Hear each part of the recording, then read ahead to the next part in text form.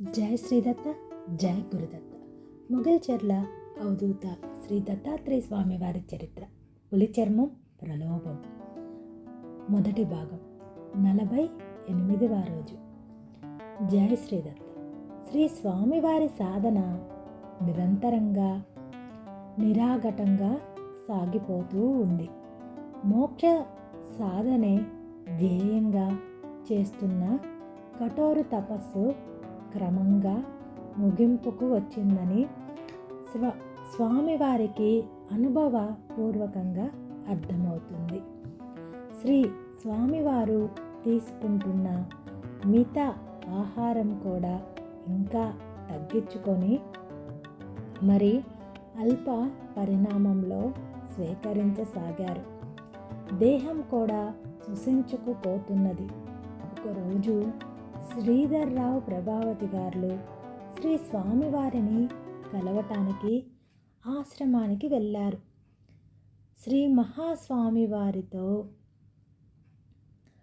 తన తపస్సు గురించి కొన్ని విషయాలు మాట్లాడి పులి చర్మం మీద కూర్చొని తపస్సులోని చివరి సాధన చేస్తే ఫలితం విశేషంగా ఉంటుంది.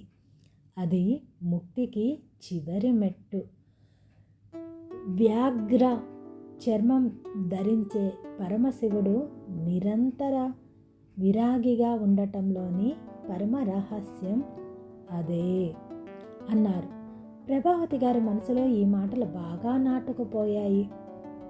ఎలాగైనా పులి చర్మం సంపాదించి శ్రీ స్వామివారికి అందచెయ్యాలని, శ్రీ స్వామివారి తపస్సుకు తన వంతు సహాయం చేశానన్న తృప్తి ఉండాలని ఆవిడ బలంగా కోరుకున్నారు. ఆ పక్క రోజే కందుకూరు మహిళా మండలి అధ్యక్షురాలు ఆవిడ ప్రభావతి గారికి బాబాయ్ గారి కూతురు తమ మహిళా మండలంలో సాహిత్య ఉపన్యాసం చేయమని ప్రభావతి గారిని కోరారు. ప్రభావతి గారు ఒప్పుకొని శ్రీధర్రావు గారితో సహా కందుకూరుకి చేరుకున్నారు. బంధువులే కనుక నేరుగా వాళ్ళింటికి తీసుకెళ్లారు. ప్రభావతి గారు వారింట్లో అడుగు పెట్టేసరికి ఆ ఇంటి హాలులో గోడకు ఒక పులి చర్మం తగిలించి ఉంది. బాబాయ్ గారి పెద్ద కుమారుడు ఫారెస్ట్ ఆఫీసర్గా పనిచేస్తున్నారు. అతను కూడా వచ్చి ఉన్నాడు. ఆ రోజున అందరూ భోజనానికి కూర్చున్నారు. ప్రభావతి గారి మనసంతా ఎదురుగా గోడకు తగిలించి ఉన్న పులి చర్మం మీదే ఉంది. తను నోరు తెరిచి అడిగితే వీళ్ళు కాదని అనలేరు. కాబట్టి అడిగి ఆ పులి చర్మం తీసుకొని శ్రీ స్వామివారికి అందచేయాలని గట్టిగా నిర్ణయించుకున్నారు ప్రభావతి గారు. మనసులోని ఆలోచనను శ్రీధర్రావు గారు పసిగట్టేశారు. ప్రభావతి గారి మనసులో భావాలను ఆయన చదవగలరు. ఆ గొంతుకతో, ప్రభావతి, నీవు ఆ పులి చర్మాన్ని ఇమ్మని అడగకు, పద్ధతి కాదు. వాళ్ళు ముచ్చటపడి దానిని అలా ఉంచేసుకున్నారు. నువ్వు ప్రలోభపడకు అన్నారు. ప్రభావతి గారు చివ్వున చూస్తూ, ఇదేమన్నా నా కోసమా? శ్రీ స్వామివారి తపస్సు కోసం కదా, వాళ్ళకి కూడా పుణ్యం వస్తుంది. మీరూరుకోండి, అన్నిటికీ అడ్డం పడకండి అన్నారు. వద్దు ప్రభావతి, నా మాట విను. ఇలా అడగటం తప్పని నీకు తెలుసు అన్నారు శ్రీధర్రావు గారు. ఆ క్షణంలో సరే అన్నట్లు తలూపిన ప్రభావతి గారు మరి కొద్దిసేపటికే భోజనాలు తినటం పూర్తయిన మరుక్షణం బాబాయ్, పిన్నమ్మ, తమ్ముడు, చెల్లాయ్ అంటూ పేరు పేరున అందరినీ పిలిచారు. అందరూ ప్రభావతి గారి దగ్గరకు వచ్చారు. శ్రీధర్రావు గారు వారిస్తున్నా వినకుండా నాకు ఆ పులి చర్మం కావాలి అన్నారు. వింటున్న వాళ్ళు ఒక్క క్షణం నిర్ఘంతపోయారు. అక్కయ్య, అది నాకు ఒక బహుమానంగా ఒక ఆప్తుడు ఇచ్చాడు. వాళ్ళ జ్ఞాపకార్థం ఇక్కడ ఉంచుకున్నాను. పైగా నాకు అదంటే ఇష్టం కూడాను అన్నాడు నెమ్మదిగా. ఏం పర్లేదు తమ్ముడు, ఒక మహానుభావుడు తపస్సుకు మీరు సహకరిస్తున్నారని తెలుసుకోండి. ఇంత పుణ్యమో, మీకు తెలియక ఇలా అంటున్నారు అంటూ నేను మామూలుగా ఇటువంటి సాహిత్య సభలకు రాను. అదే గొప్ప గొప్ప రచయిత్రులు, కవులు వస్తే వారికి సన్మాన సత్కారాలు చెయ్యాలి. నేను అలా కాదే. నాకు భగవంతుడి వాక్కు ఇస్తేనే మాట్లాడతాను సభల్లో. నేను షరతులేవీ పెట్టను. అటువంటిది ఈరోజు నేను అడుగుతున్నానని మీరు భావించినా పర్లేదు. నాకు ఆ పులి చర్మం కావాలి అంతే అని గబగబా అక్కడున్న కుర్చీ లాక్కొని దాని మీదకు ఎక్కి గోడకు తగిలించి ఉన్న పులి చర్మాన్ని మెల్లగా మేకుల నుంచి ఊడతీయటం మొదలుపెట్టారు.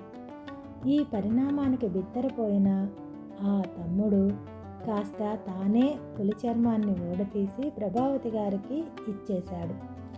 వాళ్ళ కళ్ళల్లో కనపడ్డ నిరాశ ప్రభావతి గారు చూసి కూడా చూడనట్లే నటించి ఆ పులి చర్మాన్ని చుట్టుకొని పట్టుకున్నారు.